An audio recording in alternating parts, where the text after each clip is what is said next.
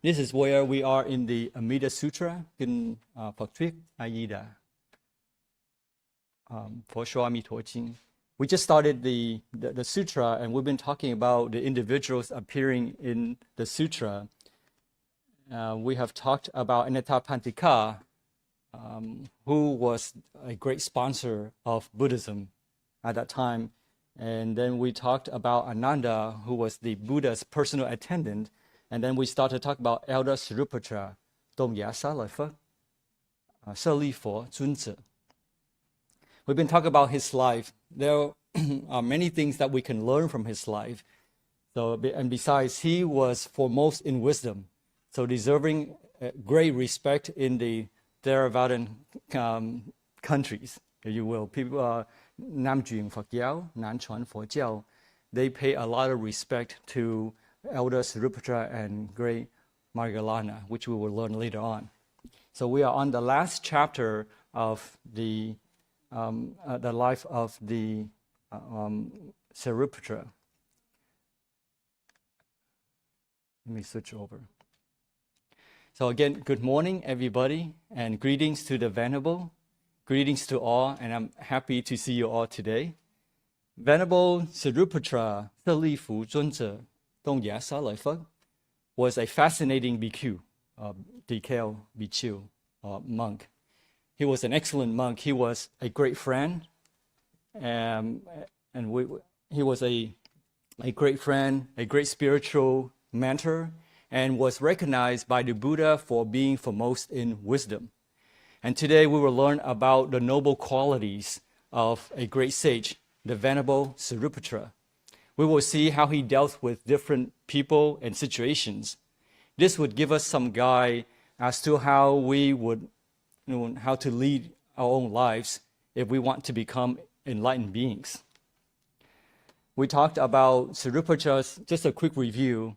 We talked about Śāriputra's childhood, his friendship with Moggallana, Mu Jianlian Zunzi, Dong Ya Mu Qingling, his attainment of enlightenment, and how he helped his fellow brothers. We also talked about the important sermons given by Śāriputra, one of which was on right view, Jing Jian, Zhen Qing. A foundation of right views is sila, or morality, 持戒, 止giới, namely the 10 precepts, 十善业道, 塔亭业道. We spent a few lectures discussing them because they are very important, and we also talked about the 4 types of wisdom that Śāriputra possessed. And that's what we left off last time. Today we will dive into the 2 specific noble qualities that were so characteristics of Śāriputra, his tolerance and humility. 忍辱與謙遜, 忍辱và khiêm tốn. Not only will we learn about these qualities for our own aspiration, but we will dissect and learn how to apply these qualities in our lives to make the lecture useful. And then finally, we will talk about his final passing from the world to close the chapter on the life of Venerable Śāriputra. In a commentary in the Dhammapada, verses 389 and 390, Phả Chư Jing, Kinh Pháp Cú, there was a story related to Venerable Śāriputra. At the beginning of the Amida Sutra that we just read, later on, I didn't go into it, but it says that the elder Śāriputra is well known among the Sangha of 1,250 bhikkhus. So in assembly, he was very well known. And not only that, but he was known in town, throughout the towns that the Buddhas visited. So at this time of the story in the Dhammapada, Śāriputra must have been a very well-known figure throughout town because people were talking about his noble qualities. What were his noble qualities? Well, they admired that Śāriputra had great patience or tolerance, 忍辱, 忍辱. Even when people abused him and struck him, he felt no trace of anger. There was one Brahmin who was very jealous, and he retorted, Śāriputra never gets angry. It is because Nobody has ever made him angry. Well, then I will provoke him to anger to see how he behaves. So he decided to test the water, so to speak, saying, leave it to me, I know what to do.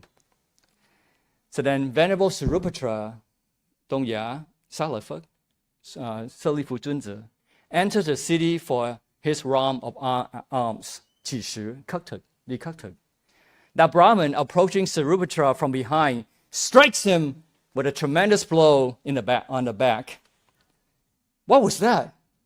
Śāriputra reacted. Without ever so looking back, he continues on his way. The fire of remorse leaps in every part of the Brahmin's body. He felt so guilty about it. He prostrated at the elder's feet and begs for pardon. For what? Asked the elder mildly. The Brahmin replies, forgive me, Venerable. To test your patience, I struck you from behind. Very well, I pardon you. The Brahmin says, Venerable sir, if you're willing to pardon me, won't you please take your food only at my house? Then the Brahmin takes the elder's alms bowl, which Śāriputra willingly yields. Leading him to his house, the Brahmin serves the elder food. But those who witness that account, the assault, are enraged. They gather as a group, arm themselves with sticks and stones, ready to kill the Brahmin for his evil behavior. When the angry mob sees the Venerable Śāriputra accompanied by the Brahmin carrying his bowl, they cry, Venerable sir, order that Brahmin to turn back. The elder asks, why, lay disciples? They respond, that man struck you. We're going to give him what he deserves. We're going to teach him a lesson for striking you. But what do you mean? Was it you or me he struck? It was you, reverend sir. Well, if it was me he struck, he has begged my pardon, and I agree, so go your ways. Dismissing the crowd, the Venerable Śāriputra calmly returns to his monastery. There are 2 points we can learn from this simple story. One is conditionality. The other is understanding what reality is. Let's first look at conditionality, 法允可以, 缘起法, which is the most fundamental concept in Buddhism. Without understanding conditionality, you will never know what you actually experience. In other words, what you experience may not be what true reality is.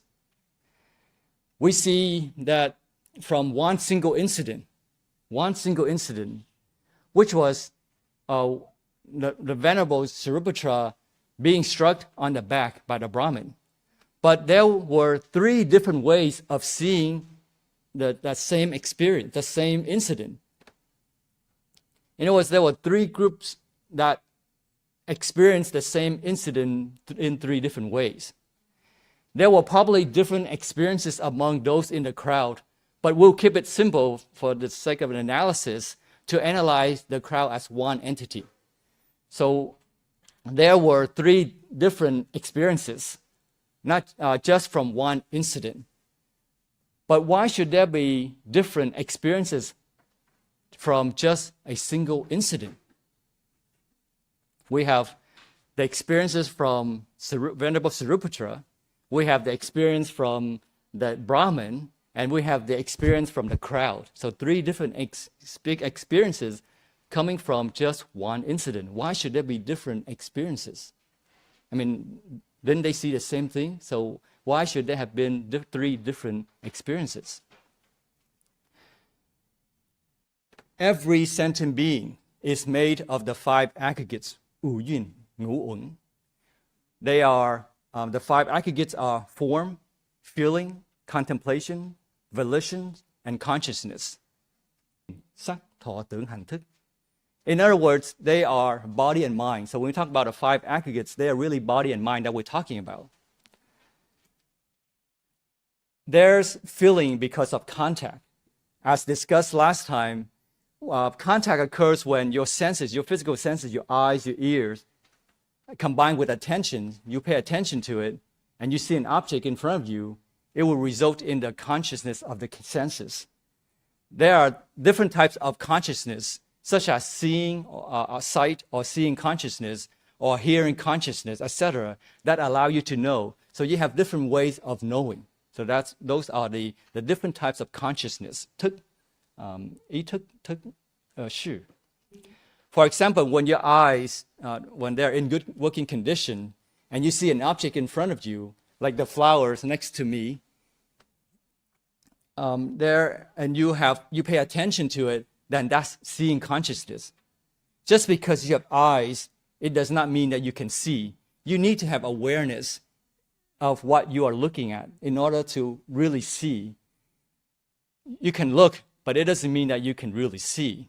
For example, you're driving your car right down the street. You're driving down the street, but your mind is being occupied with the worry that your boss is going to be very sad with you this time because of you being late again. So you're driving, but your mind is occupied with the thought, that worry. Then, and so you can see here that the object in front of you and the mind, the senses, the eyes, without attention, you cannot see. But you're driving down the street and you're looking at the street, you think you're looking at the street, but because you are occupied with that worry, you are not really seeing, right? So, bam! An approaching car hits you at the intersection. Right? Your eyes may have been open, but you did not see the approaching car because there was no attention in the looking. Does it make sense? Right? So there's a difference between your eyes. You're not, just because you have eyes doesn't mean you can see. There's no consciousness in that seeing. That seeing. So as a result, you did not have sight consciousness. You did not see. You did not have aware of that car coming. Even though you thought you may have seen it, and people get into an accident, and the first response is, I didn't see the car, right? Had you seen the car, you would have avoided the car, or assuming you had enough time to maneuver.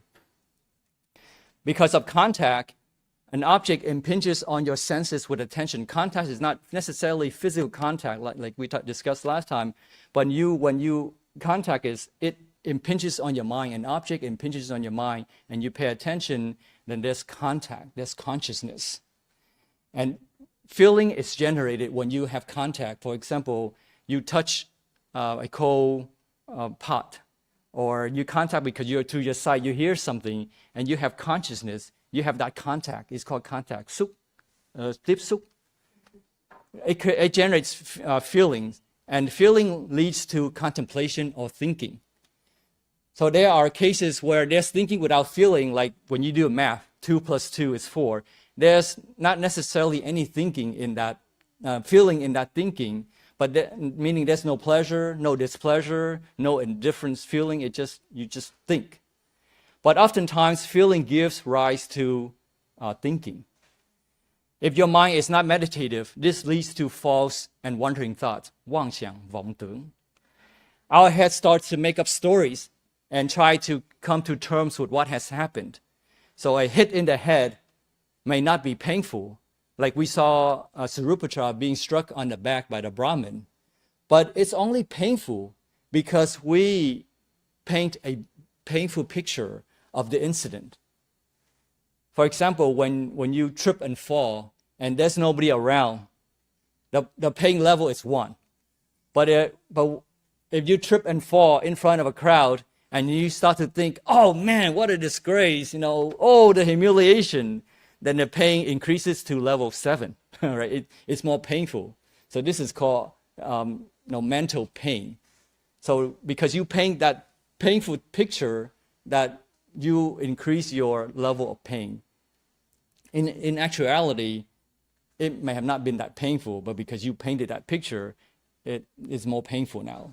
So when our wandering thoughts, 妄tưởng, 妄想, we paint that this painful picture, that's degenerate that mental pain. So it's not really painful, but you feel very painful, which can be more painful than the physical pain itself.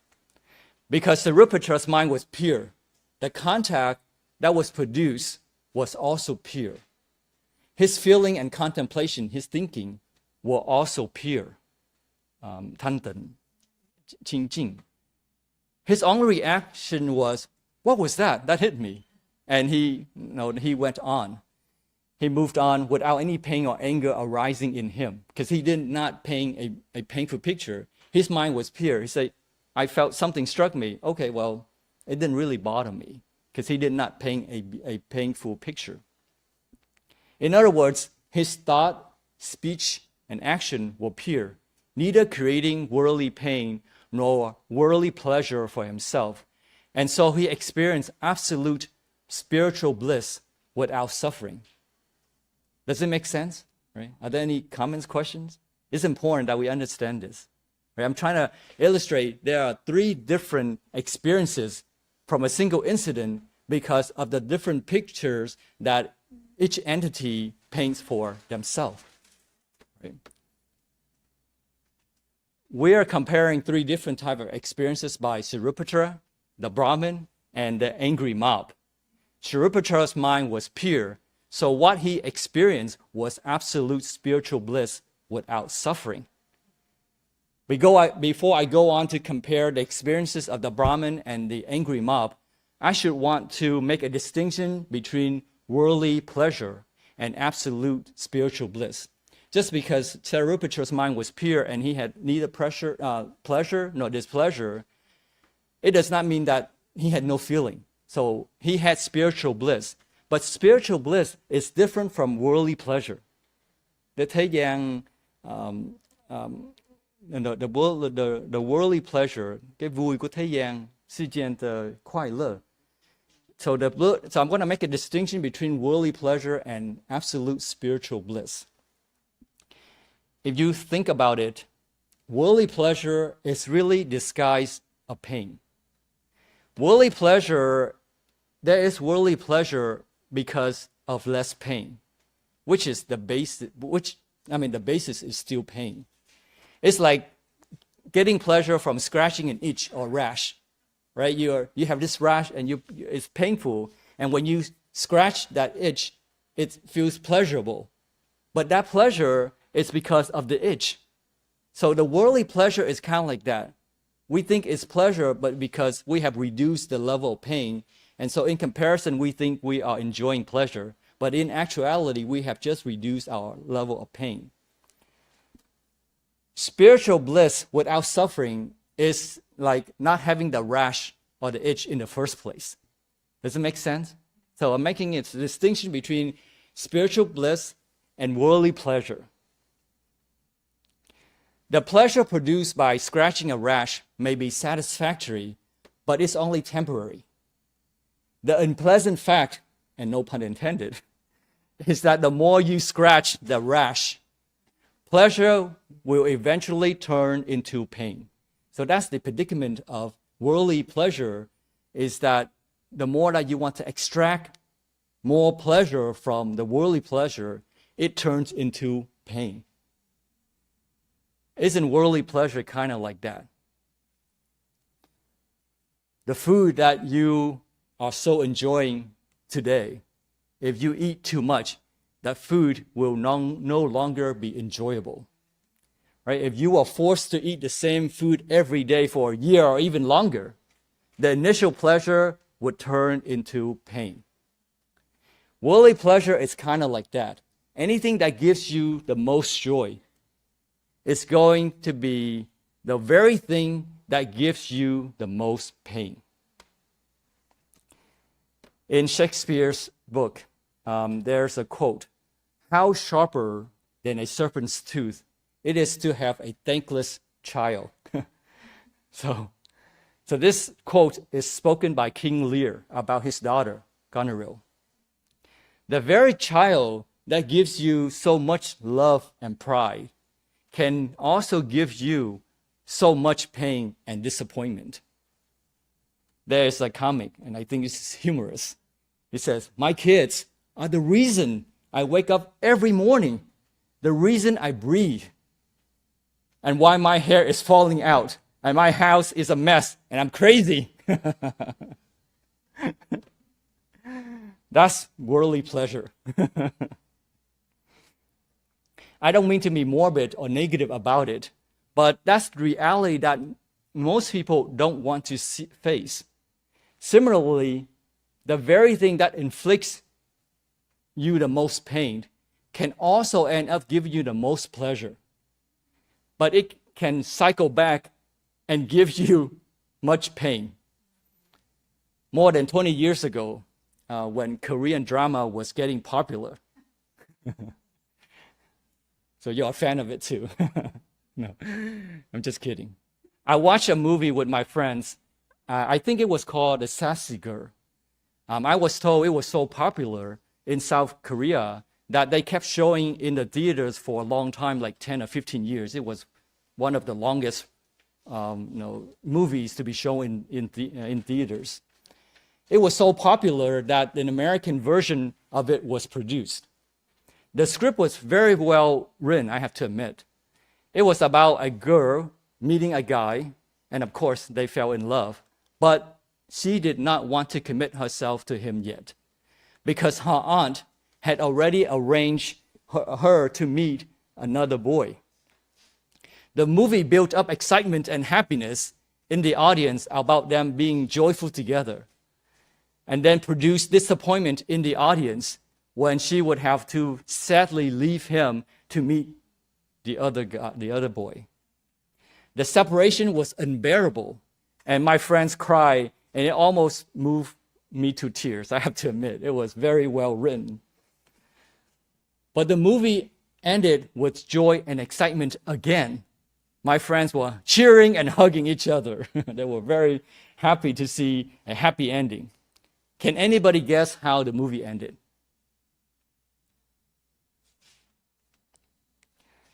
Now I really got your attentions, right? You're really paying attention now. You can see how powerful Korean dramas are, right? They get everybody, so you got to be careful watching those Korean dramas. Okay, spoiler alert if you plan to see it. Okay, so towards the end of the movie, the girl is shown in a very elegant dress, and her hair is nicely done. She is walking in a restaurant towards her aunt, who is already sitting at the table waiting for her. She smiles to greet her aunt, but you can see through her fake smile that she is missing her boyfriend. How she wishes that he could be here with her. Then the movie shows a young man's back walking towards the table where the sassy girl and her aunt are sitting. He is also nicely dressed. The aunt stands up and introduces the guy to her. And it turns out that that guy is her boyfriend, whom her aunt has tried to introduce to her all along.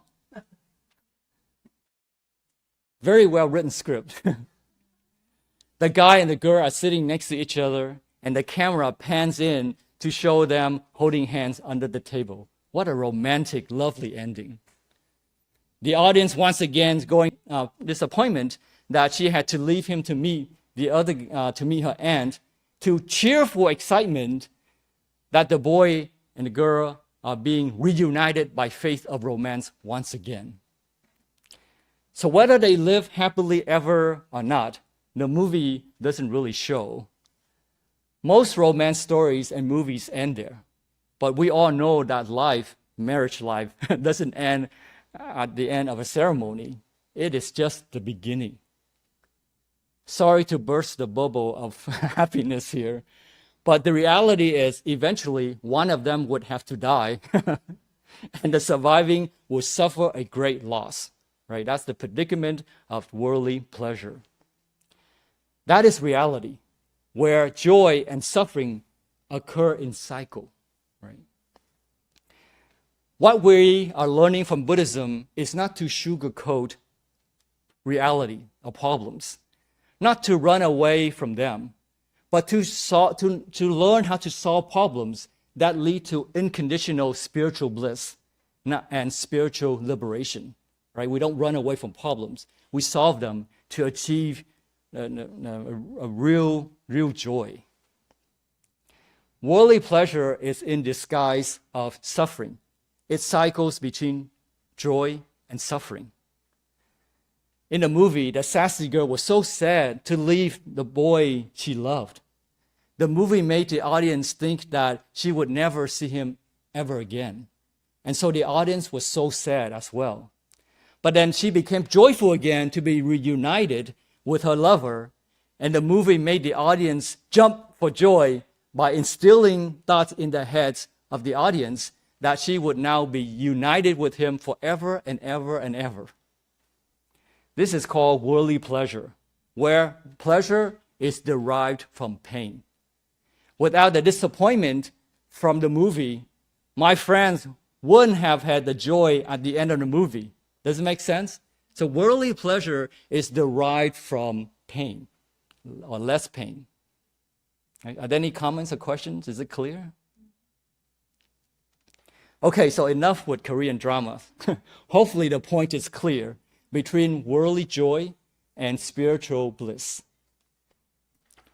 Going back to Śāriputra, because he had gained enlightenment, his mind was pure, his contact was pure, his feeling and thinking and contemplation were also pure. Therefore, his experience of life was also pure.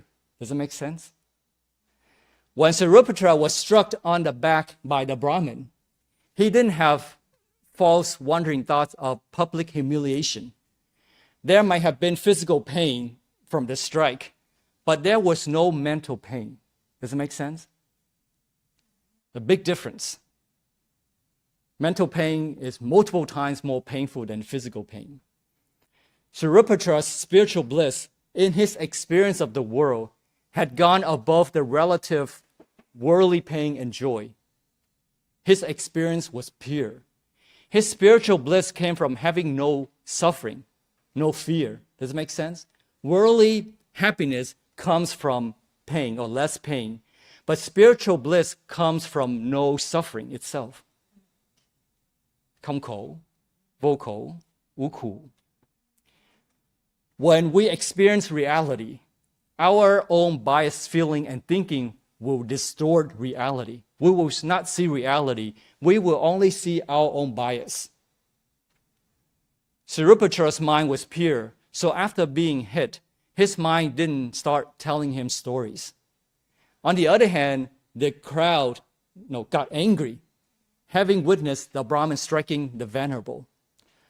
But why should something happening to another person anger the mob? After all, Śāriputra asked them, "Why are you angry? Was it you or me he struck?" They said, "It was you, Reverend Sir." So why were they angry? Why was the mob angry for seeing somebody being struck and they themselves were not even hurt physically? Can anybody guess? Any ideas here? Why do you think the mob was angry? I just want to hear your comments.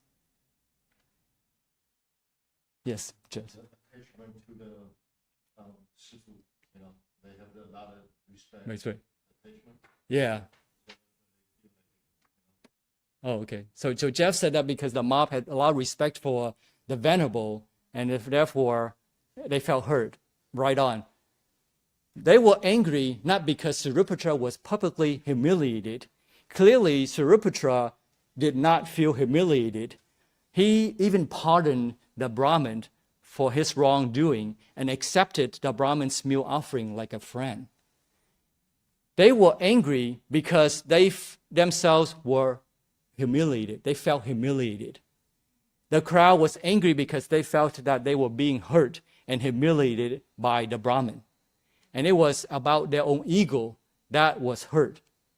Because our ego, whenever we have ego, 盲牙, 自我, when we have the ego, whatever that we attach to, we feel hurt. Like your car. If a stranger, you go to a shopping mall and there's a brand new car that gets gets scratched, you don't feel painful. But if it was your car, the valet attendant scratches your car, now that's painful, right? So because we are egoistic, we attach, or we have attachment, therefore it's painful. So the mob had this attachment to this venerable, something that they revere greatly, they respected, was humiliated. So they felt like they themselves were humiliated. Does it make sense? Their own false and wandering thoughts, 妄想妄tưởng, created the mental pain out of nothing. They weren't struck, but they felt painful. They were angry.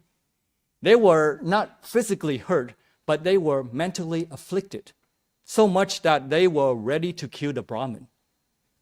One must be in great mental pain to be so emotionally negative, to be so upset, so angry, to want to pound somebody with sticks and stones to death.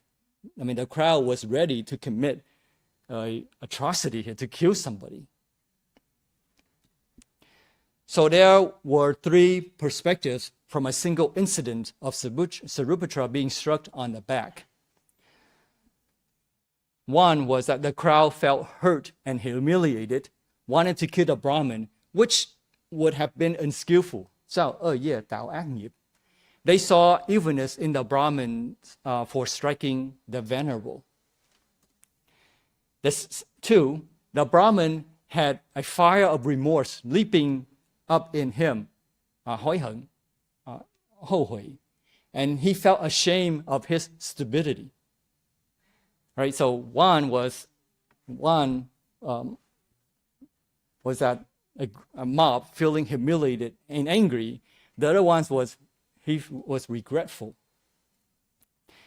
Three, the Venerable Śāriputra experienced serenity and no suffering, 无口, 无苦, 清净, 贪等. And he was able to maintain his spiritual bliss. He did not see any wickedness in the Brahmin. In fact, he saw the kindness of the Brahmin in his apology and meal offering. So then, let me ask you a question. Was the Brahmin wrong for hitting Śāriputra on the back? Was it justifiable for the crowd to teach the Brahmin a lesson and to give him what he deserved? What do you think? Was it wrong or was it right? Was it wrong that Śāriputra did not retaliate? In the world, when we see somebody, especially our affiliations, whether our political affiliations or religious or whatnot, and if our organization is attacked, and we say, yeah, let's fight back, right? That's a normal response. So let me ask you, was it wrong that Śāriputra did not respond? It depends. Yeah. Depends.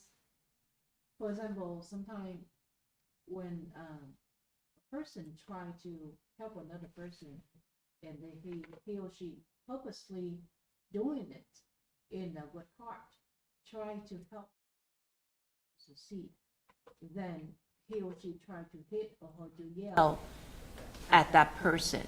But the other person, let's see, why did this person very get upset easily because of this action?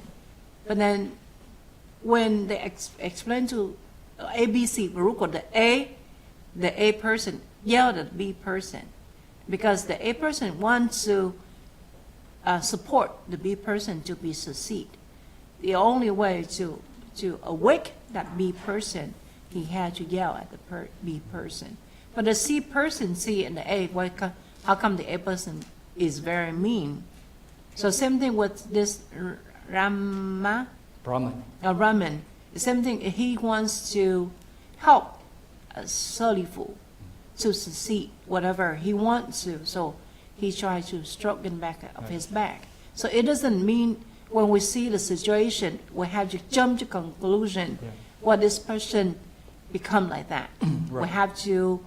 We have to identify and to go to understand the situation before we jump to conclusion. Right. Yeah, so the Venerable brought up a very good point that when we see something happen, we should not encourage that behavior, because if we, in this case, in this story, the Brahmin realized his wrong. But if he did not realize his wrong, we should not hurt him, but we should try to prevent that from happening, right? So we have a lot of hate crimes going on recently, right? It's not that we should turn our face and ignore reality, but we should do something not to escalate the problem, but to prevent it from happening. So it's important to provide the conditions. Because by not speaking up, we could be encouraging that behavior. Right? So we have to be careful, like the Venerable mentioned that, yes, it depends how you look at it. But from the story that was given, yes, the Brahmin realized it's wrong, and now we have a mob, an angry mob wanting to kill this Brahmin. But the Venerable Śāriputra say, hey, go away, dismiss. There's nothing to see here, to move on. So I asked the question whether it was wrong or right. In my opinion, the true answer is there's really no answer for this story. Whether you get angry or not, from the mob's perspective, it was the right thing for them to do. For the Brahmin to feel regretful for what he did, that was his own thinking. And Śāriputra, his mind was pure. He did not see the evil intention. That was his own experience. But given those three scenarios to pick from, whether you are angry, whether you feel regretful, or whether you maintain your spiritual bliss, in this situation, Śāriputra's answer is probably the best, is to maintain, given what we have seen, is probably to maintain calm and bliss so you can see problems. Because for Śāriputra to say whether the Brahmin was wrong or the crowd was wrong, it would create more problems. Because to say that the crowd was right, he would be encouraging the crowd to be angry, to probably kill the Brahmin. And to say the Brahmin was right, then he would be not acknowledging the crowd, the group of people who learned from him, who respected him, right? But so he stays silent to say, problem essentially has been resolved because that Brahmin has learned his lesson, right? So of course, no answer doesn't mean not knowing. It means that there's no bias in the knowing. The angry crowd may have felt justified to take revenge on the Brahmin for striking Śāriputra on the back, but they ended up inflicting anger and suffering on themselves. This is unskillful, 不善, 不听. The Brahmin had remorse and shame. He was more skillful to realize his wrong than the angry crowd wanting to commit murder. Although good and skillful, the Brahmin's mind was not settled because he felt uneasy, he felt shameful. He felt bad for what he did. So that is not pure, right? When your mind is unsettled, that is not pure. Śāriputra was enlightened, realizing that what was going on, and he had no bias, experienced no suffering, and saw the kindness in the Brahmin's alms offering. He was able to maintain his emotional positivity the entire time. Does it make sense? When one becomes enlightened, it doesn't mean that one becomes numb and stops living, but one truly lives without being biased and influenced by external factors. One is truly free and unconditioned. Does it make sense? When you become enlightened, you are no longer being biased. You don't see one way, but you see the entire picture, but you see the solution to the problems, and you offer solution to solve problems, to prevent pulling fuel, if you will, into the fire. You want to put it out, right? And of course, that means you take action, whether you put ashes or you put water, but you're doing something. You don't just say, I'm just going to let the fire burn, because it can spread, right? But you don't put fuel, and you try to do something. But if it's dangerous, you call for help. You call a fireman. Śāriputra didn't see the Brahmin being entirely at fault. Why? Why did the superior say, hey, I didn't do anything. Why did he hit me? It's his fault. Completely his fault. But he didn't see that. Why? Yes, it was wrong for the Brahmin, striking him on the back for no good reason. It was wrong for him to do that. But it was also Śāriputra's fault for bringing up the physical body from his past karma. If you think about it, If there was no stick, no stone, or no stick, assuming the Brahman was using a stick, if there was no stick, Śāriputra wouldn't have been hit, right? And if there was no body, Śāriputra wouldn't have been struck either, right? Does it make sense? So yes, it was his fault for bringing a stick, but it was our fault for bringing the body. Why did we have to be reborn into this life with this body for the two to come together? Because missing the conditions, there was no strike, nobody getting hurt, right? There must have been a stick and a body for the contact to make. Does it make sense? So the next time when somebody insults you or makes you angry, your spouse says something that angers you, your boss or your co-worker says something that agitates you, you have three choices in front of you. One is you get angry, take revenge, and inflict suffering on yourself and others at the same time, potentially making things worse. Two, you generate low self-esteem and you feel bad about it, which is self-destructive. Three, you understand truly what's going on and see the solution to the problem. Right? You don't need to feel bad for what has happened. You don't need to take revenge and make things worse, but you find a solution to solve the problem. Does it make sense? So you have three options. All right, remember that. Get angry, take revenge, or feel bad about it, or find solutions to resolve the problem. So Śāriputra was able to eliminate the anger of the crowd by separating and dismissing them. In the end, he was able to calmly return to his monastery, meaning that after controlling the damage and resolving the conflict with your spouse or your co-worker, you can then return to your spiritual bliss, right? By understanding the law of conditionality, 缘起法, 法应可以, it allows you to maintain your bliss and emotional positivity all the time. So that's the beauty of Buddhism. If you commit yourself to learning and practicing Buddhism, you can reinforce and extend your spiritual bliss. In this way, you can overcome the cycle of worldly joy and suffering. So this is called Buddhism or Dharma. So to make this point clear, in Anguttara Nikaya, the sutra, there was a brief advice to Mahaprajapati Gautami. Mahaprajapati was the Buddha's aunt and foster mother. On one occasion, she came to the Buddha asking for clarification about what in fact was the Dharma that the Buddha was teaching. On this occasion, the Buddha replied that it was whatever conduced to greedlessness, contentment, and so forth. So the Buddha says to Gautami that you might know that certain things lead to dispassion, and tam, meaning greed. No greed. Passion here means greed, tan xin. Being unfeathered, meaning tied down, not being tied down to dispersal, not accumulation. You don't accumulate because of greed for yourself. To fewer desires should be unskillful desires, and to contentment, joy. Lack of contentment, not lack of contentment, anything that leads to seclusion, meaning you are self-dependent. You know who you are, you know what you want. And not crowding, meaning you depend on others, emotionally depending on others, psychologically depending on others, where you lack self-confidence to do things on your own. Anything that leads to energy, not laziness. Anything that leads to unburdensomeness, not being burdensome, meaning you feel heavy, you feel like you feel a lot of affliction, mental affliction. You don't feel free.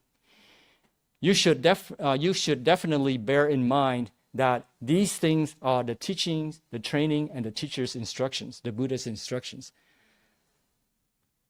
So, in other words, Buddhism or the Dharma is whatever conduces to one's spiritual growth and development, selfless joy and spiritual bliss, not temporary and relative worldly joy. Right? If you go out and you have a good time partying, there's joy, but that's not Buddhism because it does not lead to spiritual bliss, permanent joy. It's only temporary. It's happy because you have friends gathering, but once the party's over, you feel lonely, right? So that's not Buddhism. That's not the Dharma. Does it make sense? Right? Are there any comments or questions? So we just talked about the virtue of tolerance, 忍辱, 忍辱, of Śāriputra. Another virtue of Śāriputra is humility. Another important quality to cultivate, as illustrated in this story in the commentary to the Devaputta Samyutta. One time, through a momentary negligence, a corner of the elder's underrobe was hanging down. He was not dressed properly. And a 7-year-old novice, 小沙弥, 朱tiểu沙弥, seeing this, pointed out to the Venerable. The Venerable Śāriputra stepped aside at once and arranged his garment in a proper, equally circular way. Then he stood before the novice, 小沙弥, 朱tiểu沙弥, with folded hands and says, "Now it is correct, teacher." Humility is an amazing quality of sages, who are teachers of men and heavenly beings. Śāriputra was willing to receive corrections from anyone, not only with submission, but with gratitude. However, it should be noted that you cannot consciously learn to be humble. It needs to be natural and spontaneous. If we are not careful and skillful about it, humility becomes a form of egoism, 我慢, ngã mạn. There are three forms of egotism: pride, humility, and equality. Pride, firstly, those who are egoistically proud think, however high you go, I shall always be above you. This is easy to understand, how pride can be a sign of egoism, ngã mạn, 我慢.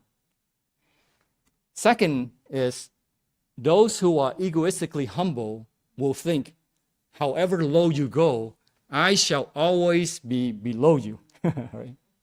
In this case, one is purposely being humble in order to gain respect, fame, and popularity. Thirdly, equality. Isn't it strange that equality is also a form of egoism? Equality can also egoistically motivated. When one doesn't want to put in the effort, but demands that others be brought down to their level to be equal to them. Right? And this equality in this term is egoistic because you're expecting somebody's high to be brought down to your level so that you can be equal with them. You demand equality. So they call this equality. Their reason being that in order to have unity, there needs to be equality. People may be physically together, but it doesn't mean that there's unity among them. Unity is only possible on the basis of common commitment to a common spiritual ideal, which goes beyond any materialistic ideal. Does it make sense? You are united because of a common purpose. You do your part, other people do their part, and you are responsible, you take on the responsibility for doing what you can. That's unity, that's equality. Does it make sense? So humility is something that should be natural and spontaneous and cannot be practiced in an artificial, self-conscious sense. When Mahatma Gandhi founded one of his ashrams in India, he apparently drew up a long list of virtues to be practiced by his followers. It was a long list, and at the top of the list, he put humility. Somebody pointed out that if you practice humility deliberately, self-consciously, it becomes not humility, but hypocrisy, 虚伪, đạo đức giả. So the Mahatma crossed out humility, and he wrote at the bottom of the list, all the virtues are to be practiced in the spirit of humility. Rather a different thing. Does it make sense? right? So you cannot consciously, self-consciously say, practice humility, saying, I'm very humble. I'm very humble. No, but humbleness, humility comes in your action. You don't have to say it, but it comes through your action, how you live your life, how you treat each other, right? So you don't say, I'm practicing humility today, but it's through your actions. As we have seen, the Buddha said that one shouldn't think of oneself as being either superior, above others, inferior, below others, or even equal to others, because if not careful, we're falling in the trap of the egoism. So that's real humility, when you don't think in those terms at all. If you don't think about superiority, inferiority, or equality, you just do it. You treat people with respect and loving kindness. If you are humble in that way, you really do succeed. Well, you have succeeded already because you are not egoistic, not competitive. The virtue of humility is important if we want to be successful. So how do you succeed? By being humble. If you're humble, there's less ego, more patience, and that in itself shows that you have made spiritual progress. So to that extent, you succeed. A measure of success in the practice of Buddhism is how much of one's ego has been eliminated. It's not how much of the ego you have inflated, but how much of the ego you have eliminated. So that's the real measure of how we practice Buddhism. If one becomes more egoistic, then one is failing, because one is not learning and progressing. Does it make sense? On the other hand, if one becomes more compassionate and selfless, then one is progressing towards success. If one cultivates the virtue of humility, one can continue to learn and make progress. By being humble, it allows us to realize that we really don't know it all. There's much more for us to learn, to progress. And there's always someone out there who's more developed and has gone further than we have. In Garava Sutta, reverence, the chapter on reverence, 尊重经, 跟东长, Sutra 6.2, there's the account of the Buddha after his enlightenment. Even when he was a Buddha, asking himself, now that I am enlightened, who is there that I can look up to and defer to? And he looked around and he saw nobody. Then he said, I shall look up to and defer to the Dhamma, the truth that I have realized. It is as though even the Buddha felt a need to look up to somebody. But he found what he was looking for only in the truth itself, not in any person, because there was no one person more highly developed than the Buddha himself. So he looked up to the Dhamma, the truth that he had realized. If you haven't got a person to look up to, then you can find a principle, a truth, or an ideal that you are inspired about. You feel inspired about. But for most people, the ideal does need to be embodied in a person. If you can't find a person who's really higher than you, then you can create one yourself and project that ideal onto somebody whom you think is higher. Because we don't want to have that guru, 善知识停机 for us to feel inspired about. Because we have the Buddha statue, but sometimes we don't really feel inspired. But if we have a true person in flesh and blood who is more developed, then it's easier for us to give rise to reverence and respect. Does it make sense? And you feel humble because there's somebody who we can learn from. We should learn and practice Buddhism in a spirit of humility, not in a deliberate, self-conscious or an inferior sense, but allow the virtue to grow naturally and spontaneously. It's down to how we treat others. Like the Venerable, he's very compassionate in how he's training me to to really be more concerned about, about people. For the time being, forget about the lofty ideal of enlightenment. Let's deal with how to handle people on a more human basis. Can we just respect each other? When we give somebody a gift, give with two hands. Just show the human respect, connecting with other people on the human level, right? The basics first, the foundation. So that helps us to build a strong foundation for some lofty ideals like enlightenment.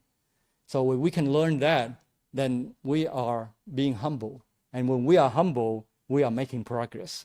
If we are egoistic, ngã mạn, của man, then we are not making progress. So we can start to do that by respecting those around us, looking up to those who are more spiritually advanced than we are. As can be seen, even the Venerable Śāriputra, known for his wisdom, fixed the error that was pointed out by a 7-year-old. And with folded hands and gratitude, he said, "Now it is correct, teacher." He refers to the 7-year-old Sami, a teacher. So we are now coming to the end of the lecture on Śāriputra. Are there any questions or comments before we continue on? Okay. Yes. So before we achieve the state of spiritual enlightenment, it's almost inevitable that we will have a certain emotional response. Right? For example, we talk about remorse, but in some way, emotional remorse can be beneficial to us as we go through the process of understanding what that is. So in your mind, for us who are in the process of developing spiritual awareness and reach to a higher level, when we feel emotional rise, what is the right attitude to look at the emotional response, and how shall we somehow come to terms with ourselves and resolve that? Can you just kind of comment on that? Yes. So the question was what should be our response how do we utilize remorse and joy, right, in our practice so that we are heading in the right direction, the proper direction? Yes, thank you for the questions. And it is, in fact, a common situation that we all face because we deal with people and we have different emotions arising in us all the time. And it is relative. There's no one absolute answer, one answer that addresses all situations. It's just like the bamboo. You want the bamboo to grow straight up. If the bamboo is growing towards the left, my left, then you want to push it to the right, adjust it when it's still young and malleable. But if it's leaning towards the right, my right, then you want to turn it to the left. So sometimes we have to be humble. Sometimes we have to be proud. Be proud in the sense that we have the opportunity to receive the Buddha's teaching. We are proud in a sense, not egoistic, but we are proud in a fortunate sense. We are fortunate to learn about Buddhism, to be able to eradicate the sufferings for ourselves and others in this lifetime. Right? We are proud in a sense that we are fortunate to know about the Pure Land Buddhism, to be migrated to the Western Pure Land, so that we can resolve this cycle of life and death once and for all in this lifetime. But we should not be proud because we know more than other people, because we are more fortunate than other people. And sometimes we have to feel remorseful in a sense to correct ourselves. But we should not allow that remorse to eat us alive inside out, because it will start to bring the negativity in us. And if you have negativity, it is very difficult for you to maintain joy. If you have no joy, then you cannot sit in meditation and be calm and be at peace with yourself. Right? So it depends your state of mind, and it requires both remorse, pride, and humbleness and all that. It depends on the situation. Right? So so that question is very relevant to our practice. And what this means is that we need to maintain awareness, understand who we are and what we want at the moment, so that we can correct ourselves. Right? Does it make sense? Yes. Yeah. Thank you for the question.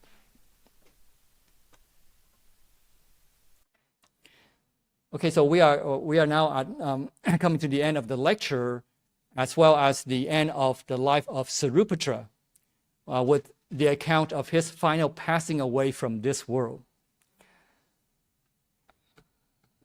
Okay. So we now come to the year of Buddha's Parinibbana, the last year of the Buddha's birth. 佛陀的波涅盘 bát niết bàn của Đức Phật. The Blessed One has spent the rainy season at Venerable village, and after the retreat, the Buddha returned to the Cedar Grove Monastery, Zhiyuan Jingse, Kỳ Viên Tịnh Xá.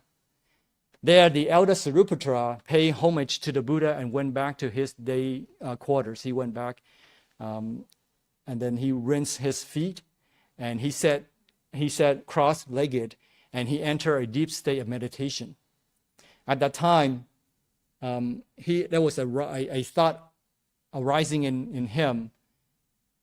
Do the Buddhas have their final passing away first, or the chief disciples, 大弟子, đại đệ tử? And he saw that it is the chief disciples who passed away first before the Buddha. So that has been the tradition. Thereupon, he considered his own life force and saw that the remaining life force would sustain him only for one more week, for another week. So he knew in advance of his time of his own birth, his own death within a week. Śāriputra then thought about where he should have his final passing. Then he remembered his own late mother. He thought, although she is the mother of 7 arhats, Alohan, including his brothers and sisters, she has no faith in the Buddha, the Dhamma, and the Sangha. So his mother did not know very much about Buddhism. Has she the supportive conditions in her to acquire that faith, or has she not? 舍利弗就想xuất gia母親得度的因緣成熟了嗎? Xá lợi Phất nghĩ rằng nhân duyên được độ của gia tục mẫu thân chín mùi chưa? Śāriputra then realized that her supportive conditions are sufficient, and that only he could free her from her wrong views and help her to be liberated from the cycle of life and death. When we have these supportive conditions, people tend to be more receptive to us. So how do we generate the supportive conditions?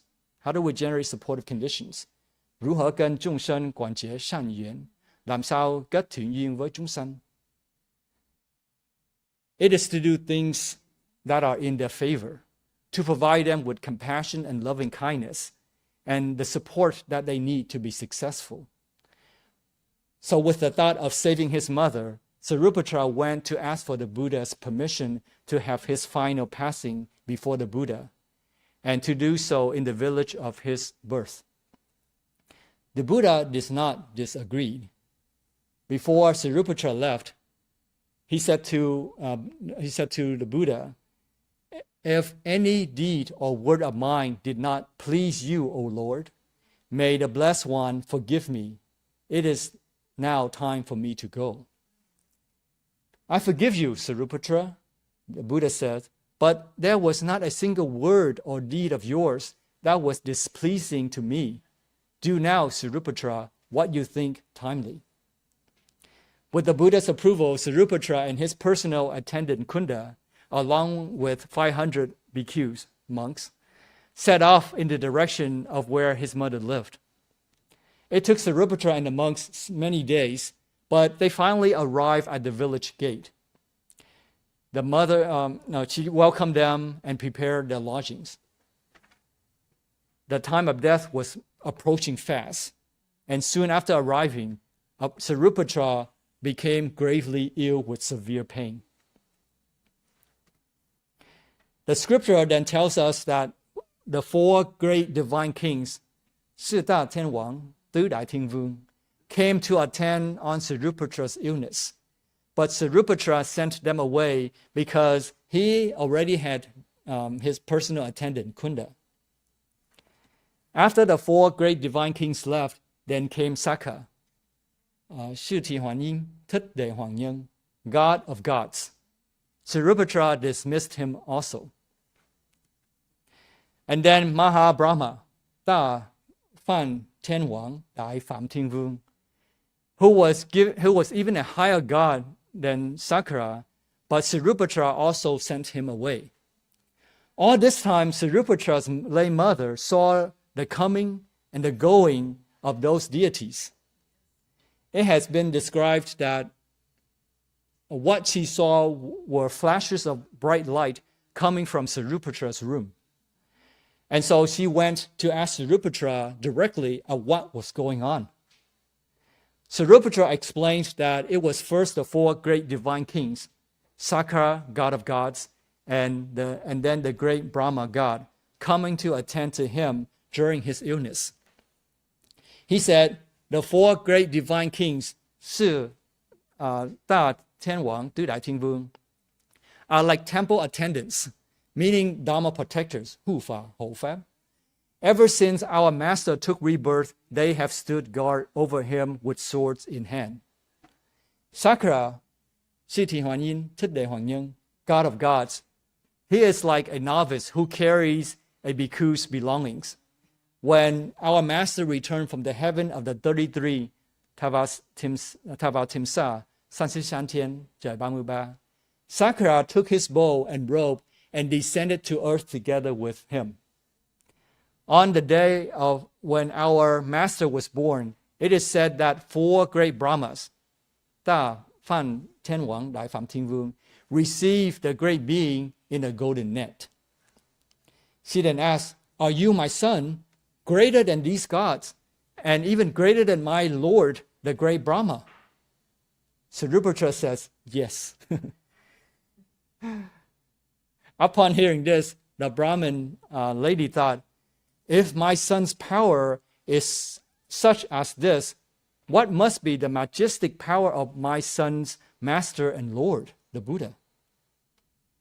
And while she was thinking this, suddenly the 5-fold rapture rose in her, suffusing her entire body.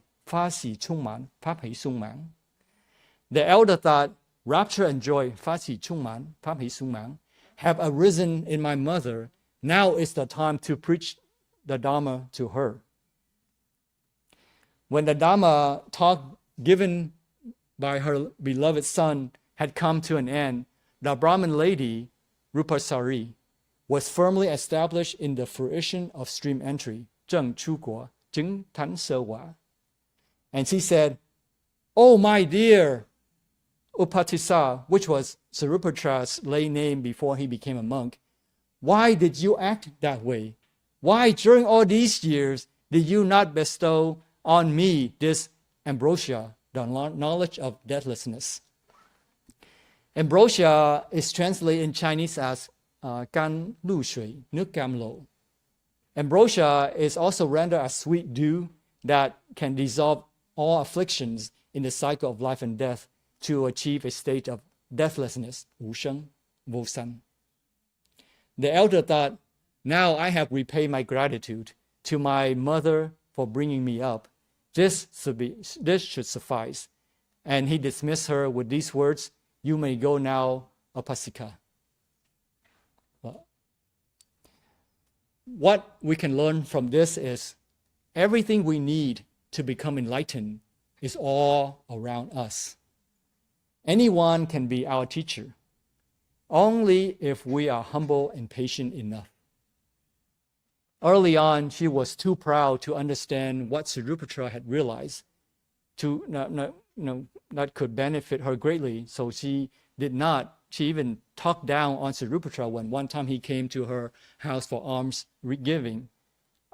She talked down saying that he was a beggar. Like, why did you leave the family wealth to become a beggar? So she did not see the value in what he had realized. But now now the conditions have come to fruition. She is now realizing what a wonderful thing that he has learned, has realized, achieved. Saving his mother was the last debt paid by the Venerable Śāriputra. Śāriputra asked his personal attendant Kunda to gather the monks that traveled with him in an assembly. When the bhikkhus had assembled, he said to Kunda, "Lift me up to a sitting position, Kunda." And Kunda did so. Then the elder said to the bhikkhus, "For 40 years I have lived and traveled with you, my brothers. If any deed or word of mine was unpleasant to you, forgive me, my brothers." And they replied, "Venerable sir, not the least displeasure has ever come from you to us, who follow you inseparably like your shadow. But may you, Venerable sir, grant forgiveness to us." When Śāriputra entered the various jhanas, chanting, tingren, meditative states, as he went through his final passing from this world. Right, so that was the last of his existence on earth, that he was able to repay his last and final debt to his late mother. And because of that he essentially saved his mother. Now she is not on a path, she became a stream entrant, Chukwa, Sewa, where she would never fall back into the lower three realms, Tam Ak Dao, San Er Dao. So this includes the life of Śāriputra. Are there any comments or questions?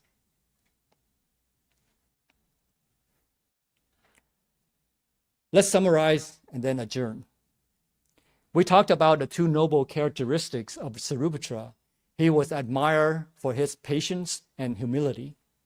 Śāriputra showed his gratitude and respect to all those who had helped him, whether old or young, including those who even tried to hurt him or actually hurt him. Another thing we learned from Śāriputra was anyone can be our teacher if we are humble and patient enough. Śāriputra lived a life of humility, patience, and gratitude. He showed gratitude to those above him, like the Buddha, and those below him, like the 7-year-old monk and his own disciples, his own students. And he never forgot those who had helped him, including the care of his mother when he was young. Those are the characteristics of sages, 圣人, 坛人. If we want to become enlightened and be spiritually liberated and blissful, we should cultivate those qualities in our lives when dealing with people, things, and situations. Right? We learn about this lofty idea of enlightenment. And my Venerable always reminds me is to bring yourself back to earth. Let's treat each other on the human level. Right? Let's treat each other in a way that they feel comfortable, they feel respected around us, so that we can collaborate, so we can help each other, because the road is long. And my master says, if you want to go you want to go fast, go alone, but you want to go far, then you go together, right? So this is a long journey, and it's going to take all of us to be able to collaborate and to help each other. So these two qualities that we have learned today of Śāriputra are very important in our cultivations, to be humble, to be patient, and to have humility so that we can learn. If you don't have humility, you will think that you know it all, then there's nothing else to learn. Right? Your cup is full of water. No matter how much you listen, it's going to drain to the side. It's going to overflow. Nothing will be retained. Right? But if we are humble, we're like an empty can. An empty can rattles the most. Right? That's the common saying. So you can collect a lot.